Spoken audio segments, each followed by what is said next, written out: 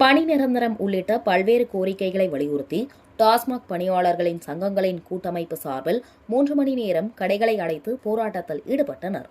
தமிழகத்தில் அரசு டாஸ்மாக் கடைகளில் பணியாற்றும் ஊழியர்களை பணி நிரந்தரம் செய்ய வேண்டும், காலமுறை ஊதியம் வழங்க வேண்டும், பணி நிலையாணையை வழங்க வேண்டும் உள்ளிட்ட பல்வேறு கோரிக்கைகளை வலியுறுத்தி டாஸ்மாக் பணியாளர்கள் சங்கங்களின் கூட்டமைப்பு சார்பில் பல்வேறு போராட்டங்களை நடத்தி வருகின்றனர். இதன் ஒரு பகுதியாக இன்று இக்கோரிக்கைகளை வலியுறுத்தி 12 மணி முதல் 3 மணி வரை கடைகளை அடைத்து போராட்டத்தில் ஈடுபட்டுள்ளனர். கோவை தெற்கு மாவட்டம் பொள்ளாச்சி, கிணத்துக்கடவு சுற்றுவட்டார பகுதிகளில் வழக்கமாக 12 மணிக்கு திறக்கப்பட வேண்டிய கடைகள் திறக்கப்படவில்லை. இதனால் மது வாங்க வந்த மதுப்பிரியர்கள் திரும்பி செல்கின்றனர். இந்த கடையடைப்பு போராட்டம் காரணமாக 15% முதல் 20% வரை மதுபான விற்பனைகள் பாதிக்கும் என்றும் அரசு மதுபான பணியாளர்கள் தெரிவித்துள்ளனர். மேலும் தங்களது நியாயமான கோரிக்கைகளை தமிழக அரசு நிறைவேற்ற வேண்டும் என்று வலியுறுத்தியுள்ளனர்.